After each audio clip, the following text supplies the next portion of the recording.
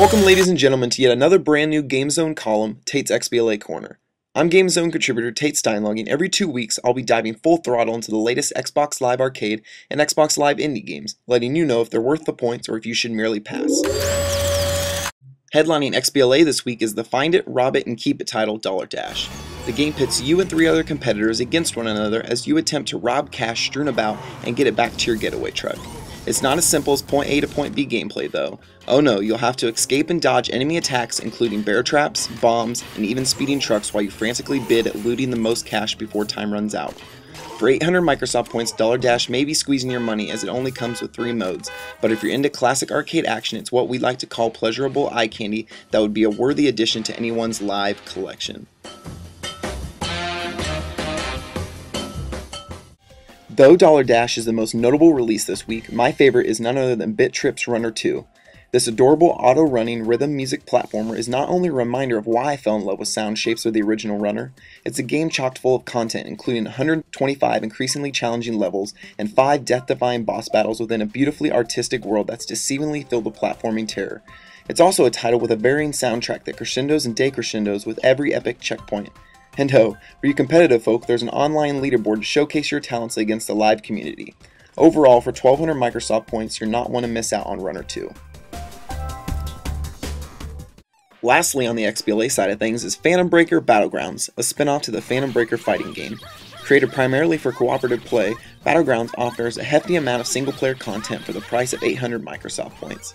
And if that's not enough, you can battle friends through Battleground mode online.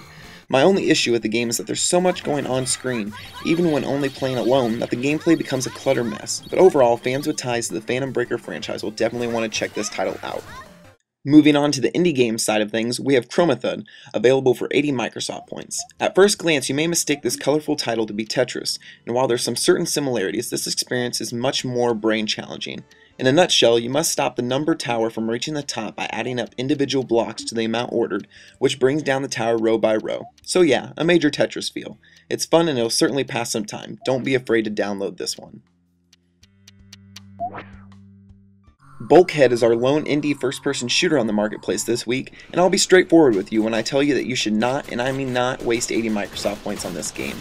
The game brings you on board a lost alien artifact to battle competitively against offline and online opponents, but wonky controls and laughable character movements keep this shooter from taking flight at all. Again, please stay clear of Bulkhead.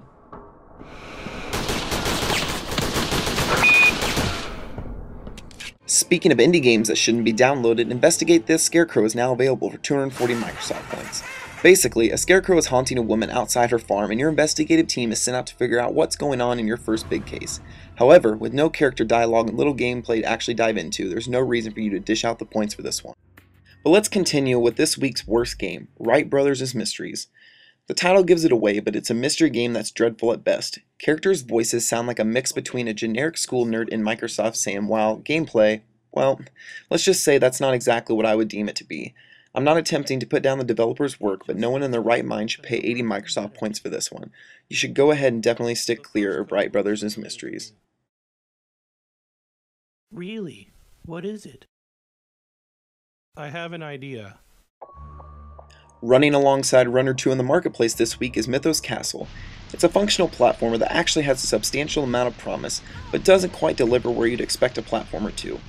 For instance, enemies aren't obstacles, but most of the time game breakers that'll get you stuck in crevices, only to lose all the progress you had made in-game.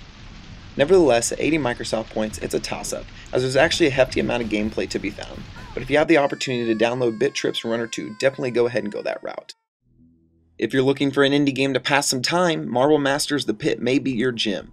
It's not the most attractive game ever. In reality, it's actually pretty quite gloomy, but it's simple in scope and offers dozens of erratic levels for you to consume for only 80 Microsoft points. You can also battle your friends offline to see who's got the best marbles. And yes, I'm talking in-game. Go ahead and check out Marvel Blasters The Pit. Have you ever wondered what it would be like if Spider-Man was a gorilla? Well, thanks to King Swing you can. The concept is simple. You get 5 lives to swing as far as you can without belly flopping painfully into the river below. There's not a whole lot of content here, but it's an entertaining time waster for 80 Microsoft points, so buy accordingly.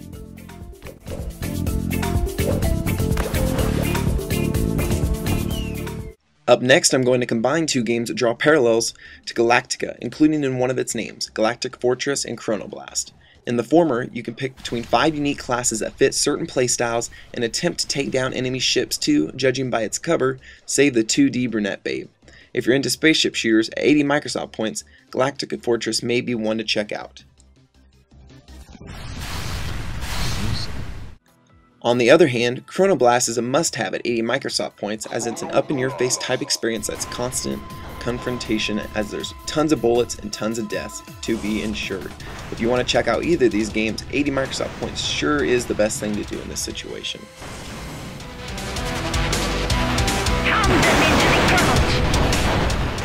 Rounding out this week's Tate's XBLA corner is Ball Guy, No Fly Zone, and Voxel Runner. Ball Guy attempts to be this witty platformer, but ultimately fails on all levels. The in-game snarkiness isn't even remotely funny, and the gameplay itself doesn't even begin to hold up for an 80 Microsoft point title. Even worse is No Fly Zone. I might want to check my facts, but you're pretty much riding in the back of a Halo Warthog, shooting down planes and helicopters above. Oh yeah, and spaceships. Gotta have those, right?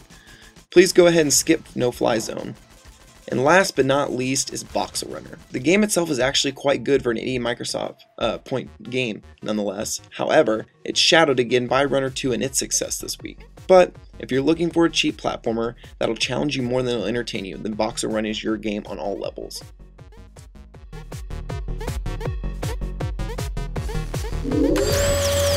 I'd like to thank you for joining me with Tate's Xbox Live Arcade Corner, and hopefully you'll join us in 2 weeks. Until then, stay up to date with GameZone.com with news, previews, interviews, and so much more.